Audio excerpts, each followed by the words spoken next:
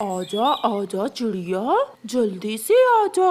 आज मैं तुम्हारे सारे ही पैसे छीन लूंगा। कालू कौवा बहुत बदमाश था। किसी भी गरीब और कमजोर पक्षी को देखकर उससे जो भी होता सब छीन लेता। आज मैं बाजार से अपने बेटे की दूध और जलेबी लेकर जाऊंगी। ठंडे ठंडे मौसम में मेरा बेटा दूध जलेबी खाकर बहुत खुश होगा। मम्मा चिड़िया अपने पैसों की पोटली लिए ऐसा सोचते हुए जा रही थी जब उसे दुष्ट कालू कौवा रोक लेता है। अगर यहाँ से एक पंख भी आगे बढ़ी तो अभी जान से मार दूंगा। लाओ अपनी ये पोटली, मुझे दो। इसमें मेरी मेहनत मजदूरी की कमाई है, मैं तुम्हें अपनी कमाई क्यों दूं? ऐसा सुनकर कालू कौवा चिड़िया को मारना शुरू कर देता है और चिड़िया से रुपयों की पोटली छीनकर भाग जाता है। बदमाश कालू कौवा मेरे रुपए छीन कर ले गया। मैंने सोचा था कि आज अपने बेटे के लिए दूध जलेबी लेकर जाऊंगी। फिर चिड़िया खाली पंखी वापस चली जाती है। मम्मा, आज फिर सूखा दाना? आपने तो कहा था कि आज आप मेरे लिए कुछ स्पेशल लेकर आओगी। वो गंदा कौवा मेरी सारी कमाई छीन कर ले गया। मैं फिर किसी दिन अपने बेटे के लिए दूध जलेबी लेकर आऊंगी। ये लो पक्षी रुपए और मुझे गरम गरम जलेबी दे दो। कौवा चिड़िया से छीने हुए पैसों से मजे करता है। बुलबुल, मैंने तुम्हें कितनी बार बोला है मेरे घर के आसपास से फूल ना तोड़ा करो। कौवे भैया, मैं इन फूलों का रस निकालकर बीमार पक्षियों का इलाज करती हूँ। तो फिर मुझे क्या बता रही हो? मैं कौन सा बीमार हूँ? भागो यहाँ से। अगर मैं ये फूल नहीं लेकर जाऊंगी तो दूसरे पक्षियों का इलाज कैसे करूंगी? तुम्हारी जबान कुछ ज्यादा ही चलने लगी है। कालू कौवा बड़ी लाठी उठाकर बुलबुल की पिटाई शुरू कर देता है। शोर सुनकर कबूतर भी वहाँ आ जाता है। छोड़ छोड़ कालू, बुलबुल को क्यों मार रहे हो? इसने मुझे मारा, इसने मुझे बहुत मारा। अगर कभी ये कौवा बीमार हो गया तो मैं भी इसे दवा नहीं दूंगी। मैं कभी बीमार नहीं हूँगा। चल भाग यहाँ से। कालू, बुलबुल हम सब पक्षियों की सेवा करती है, हमें मुफ्त दवा देती है। आपने बुलबुल को मारकर अच्छा नहीं किया। क्या अच्छा क्या बुरा, मुझे सब पता है। ऐसा कहते हुए कालू कौवा वहाँ से चला जाता है। ऐसे ही कुछ दिन गुजर जाते हैं। आज फिर से चिड़िया को अपनी तनख्वाह मिली थी। आज मैं दूसरे रास्ते से जाती हूँ। अगर वो कौवा रास्ते में मिल गया तो वो फिर से मेरी तनख्वाह मुझसे छीन लेगा। ऐसा सोचते हुए चिड़िया रास्ता बदलकर अपने घर के लिए उड़ती है। वो बहुत डरी हुई थी। वो डरते डरते जा रही थी कि सामने कालू कौवा फिर से आ जाता है और उसे रोक लेता है। बताओ, अब सीधे से ये थैली मुझे दोगी या उस दिन की तरह मार खा कर दोगी? चिड़िया तो कौवे से बहुत डरती थी। नहीं नहीं कौवे, मुझे ना मारना, मैं थैली तुम्हें दे देती हूँ। चिड़िया अपनी पैसों वाली थैली फिर से कालू कौवे को देकर वहाँ से चली जाती है। कालू, पक्षी तो सारे ही तुमसे डरते हैं, मगर ये चिड़िया तो कुछ ज्यादा ही डरती है। कमजोर है ना बेचारी। हो हो हो हो हो हो हो। दूसरे पेड़ पर नागू सांप बैठा ये सब देख रहा था। इस कौवे ने आज फिर उस चिड़िया से उसकी कमाई छीन ली है। इसका जुल्म हर दिन बढ़ता जा रहा है। मुझे अब इसका कुछ ना कुछ करना होगा। दूसरे दिन चिड़िया नदी पर पानी पी रही थी कि वहाँ नागू सांप आ जाता है। चिड़िया, मैंने सब देखा था। वो कौवा कैसे तुम्हारे पैसे छीन लेता है। वो बहुत बदमाश हो गया है। नागुसाम भैया, मैं जब भी अपनी तनख्वाह लेकर आती हूँ वो मेरे पैसे छीन लेता है। अगर ना दूँ तो बहुत मारता है। तो फिर तुम ऐसा करो, आज रुपयों की जगह मुझे थैली में डाल लो और फिर मैं देखता हूँ वो कालू कौवा कैसे कमजोरों पर जुल्म करता है। ये सुनकर चिड़िया बहुत खुश होती है। चिड़िया नागू सांप को अपनी थैली में डाल लेती है और कौवे की तरफ जाती है। वाह वाह, आज तो शिकार चलकर ही मेरी तरफ आ गया है। मुझे मेहनत भी नहीं करनी पड़ी। कौवे भैया, मैंने सोचा मेरी कमाई तो आप छीन ही लोगे, मैं खुद ही आपको दे आती हूँ। ये हुई ना बात। तुम बहुत सियानी हो चिड़िया। अगर ऐसे ही मुझसे डरती रहोगी तो मेरी मार से बची रहोगी। चिड़िया कौवे को वो नागू सांप वाली थैली देकर वहाँ से चली जाती है। चलो आज मैं चिड़िया की कमाई से गरम गरम समोसे खाता हूँ। फिर कालू कौवा वहाँ से चला जाता है। समोसों की दुकान पर जाकर कालू जैसे ही उस थैली को खोलता है तो नागू सांप कालू कौवे के चेहरे पर अपना डंक मारता है। मैं मर गया, मैं मर गया। इस थैली में खतरनाक सांप कहाँ से आ गया। जुल्म जब हद से बढ़ता है तो मिट जाता है। अब ना रहोगे तुम और ना करोगे कमजोरों पर जुल्म। कोई मुझे बचा ले, मैं मर रहा हूँ। मेरी सांस रुक रही है, कोई तो मुझे बचाए। फिर कालू कौवा जल्दी जल्दी से उड़ता हुआ बुलबुल के घर की तरफ जाता है।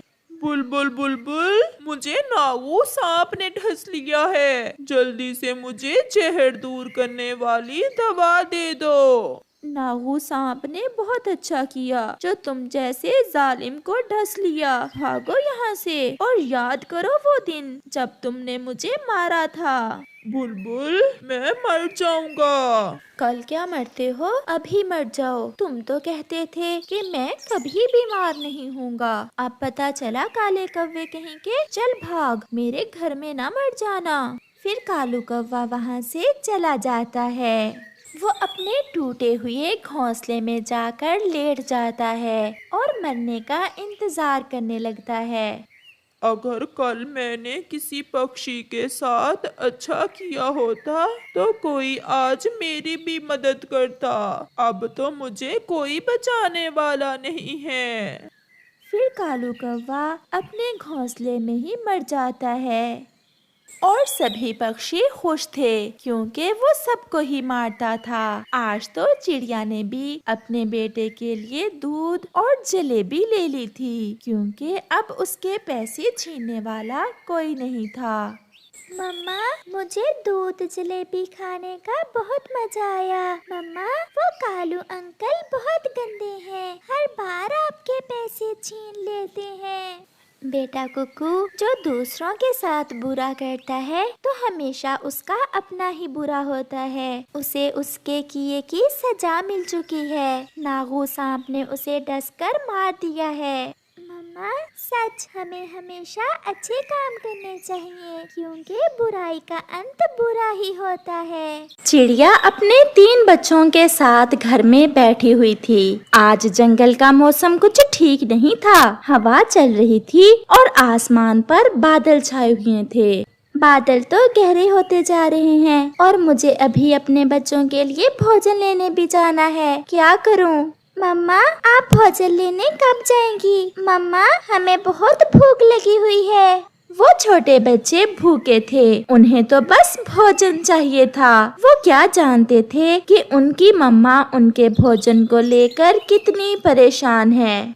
मुझे अपने बच्चों का पेट तो भरना होगा, मुझे जाना होगा। और अभी कौन सा बारिश शुरू हुई है, मैं बारिश शुरू होने से पहले पहले घर लौट आऊंगी। वो चिड़िया ऐसा सोचती है। बच्चों, मैं जा रही हूँ और आप घर में ही रहना। और बड़े, आपने अभी नया नया उड़ना सीखा है, इसलिए मेरे पीछे से उड़ने की कोशिश न करना। ऐसे वो चिड़िया अपने घर से निकलती है। कौवा जो चिड़िया के पास पे रहता था, चिड़िया को जाते देख उसे आवाज देता है। चिड़िया रुको, रुको तो मेरी बात सुनो। मुझे देर हो रही है, मौसम खराब है, जल्दी बताओ क्या बात है। भोजन लेने जा रही हो तो मुझे भी साथ लेती जाओ। मुझे तो पता नहीं है कि भोजन कहाँ से मिलेगा।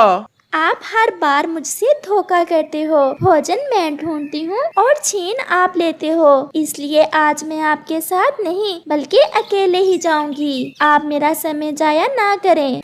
ऐसा कहते हुए चिड़िया वहाँ से उड़ जाती है। बड़ी जुबान चलने लगी है इस चिड़िया की, पहले तो ऐसी ना थी।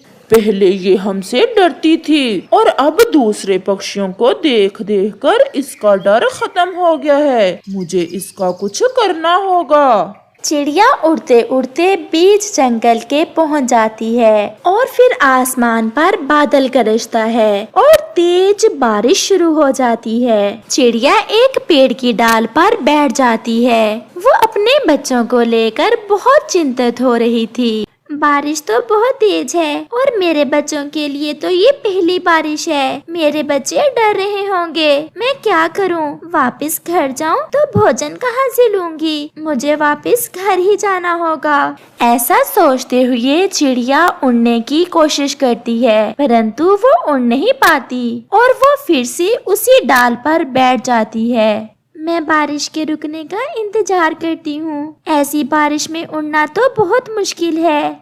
आसमान पर बादल की गरज सुनकर तीनों बच्चे बहुत डर जाते हैं।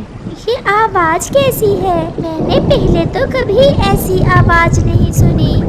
मैंने भी। ये आवाज तो बहुत जोर की थी। उनका तीसरा छोटा भाई तो वो आवाज सुनकर डरकर बैठ जाता है। भाई भाई, जरा बाहर देखो, आसमान से पानी गिर रहा है। इतना ज्यादा पानी, ये पानी कहाँ से आ गया? पानी तो नदी में होता है, ये आसमान से पानी कहाँ से आ गया? मुझे तो ऊपर कुछ भी दिखाई नहीं दे रहा। भाई भाई, उधर देखो, वो रोशनी कैसी है? बहुत तेज रोशनी थी। ये बारिश उनकी पहली बारिश थी, इसलिए वो ये सब देख बहुत हैरान हो रहे थे।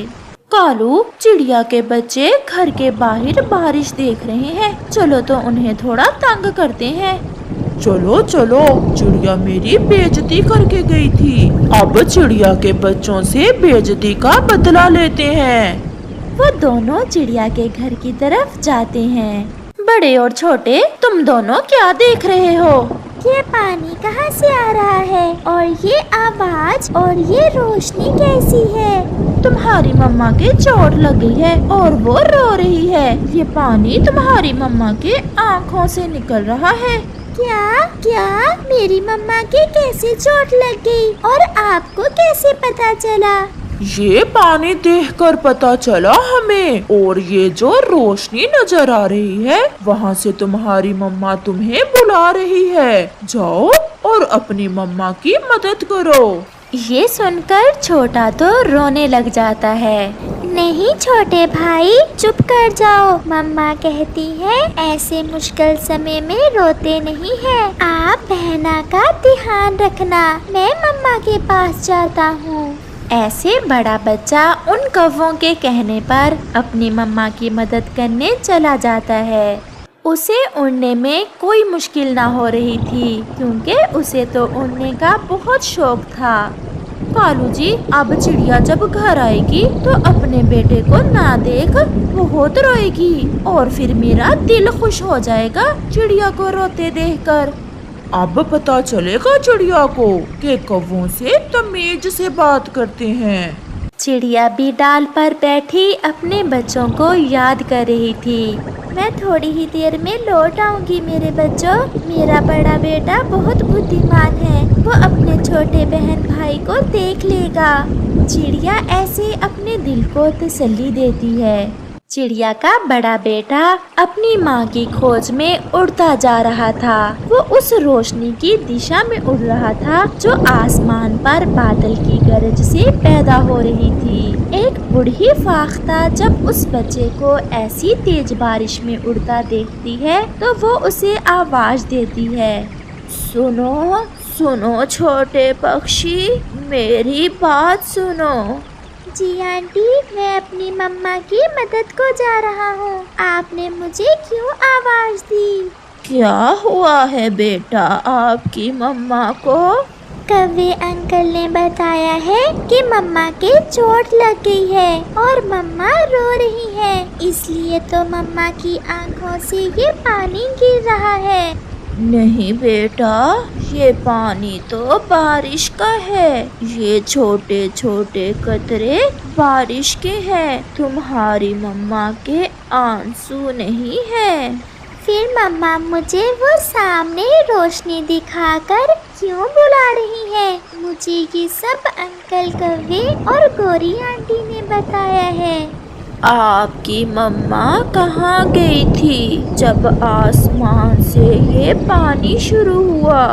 मेरी मम्मा भोजन लेने गई हुई थी। ये सब सुनकर वो बूढ़ी फाख्ता समझ जाती है कि कौवों ने कैसे उस छोटे बच्चे के साथ मजाक किया है, और ऐसा खतरनाक मजाक जो उसकी जान भी ले सकता है। उन कौवों ने आपको पागल बनाया है और उन्होंने आपको गलत रास्ते पर भेज दिया है। वो झूठ बोल रहे हैं, आप मेरा विश्वास करें, मैं तुम्हारी मदद करना चाहती हूँ। बेटा आप ये छाता ले जाएं, ये कोई साधारण छाता नहीं है बेटा, ये आपके ऊपर ऊपर उड़ेगा और आपको आपकी मम्मा के पास ले जाएगा, और ये छाता आपको भोजन भी दिखाएगा।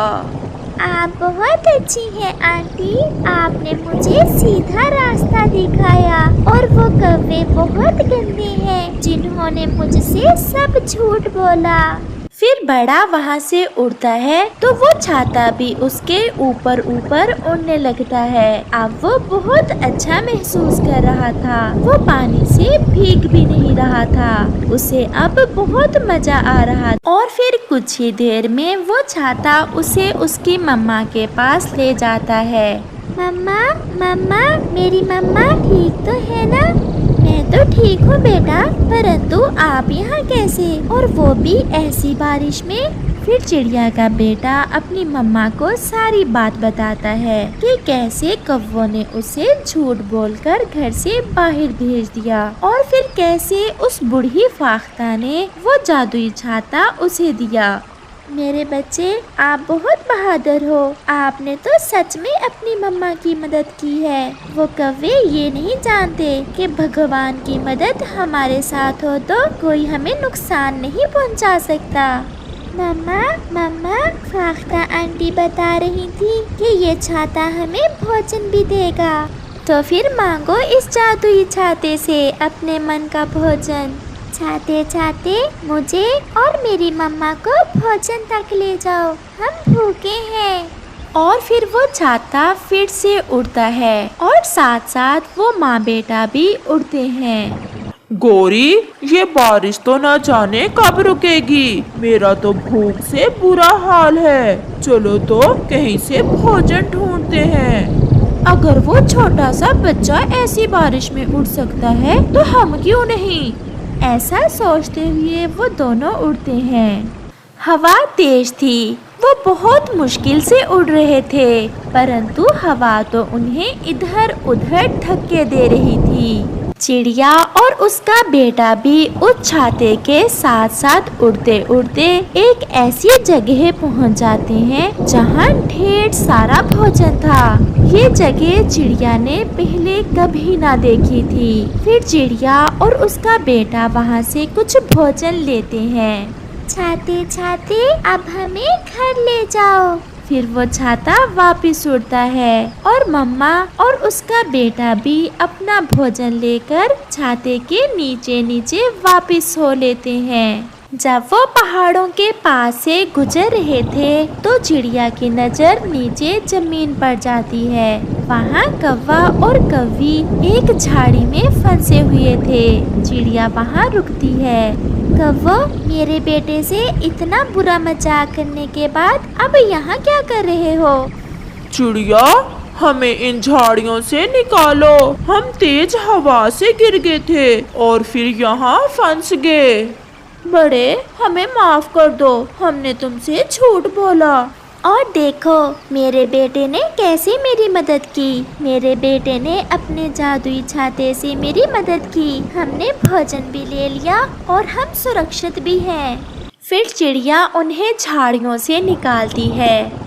अब आप भी हमारे छाते के नीचे आ जाएं और वापस घर चलें। हमारे पास भोजन हमारी जरूरत से ज्यादा है। हम आपको भी कुछ भोजन दे देंगे। ऐसे चिड़िया और उसका बेटा कौवों को भी अपने छाते में ले लेते हैं और वो सब सुरक्षित वापस पहुंच जाते हैं। कालू जी, इस चिड़िया के तो उल्टे काम भी सीधे हो जाते हैं और हम चिड़िया से बड़े भी हैं और शक्तिशाली भी हैं, परंतु फिर भी हमेशा ये चिड़िया ही हमारी मदद करती है। फिर उन्हें एक आवाज सुनाई देती है, क्योंकि हमेशा अच्छाई जीत जाती है और बुराई हार जाती है। चिड़िया अपने बच्चों के साथ अपने घर में सुरक्षित बैठी बारिश के मजे ले रही थी और उनका जादुई छाता उन्हें देख मुस्कुरा रहा था।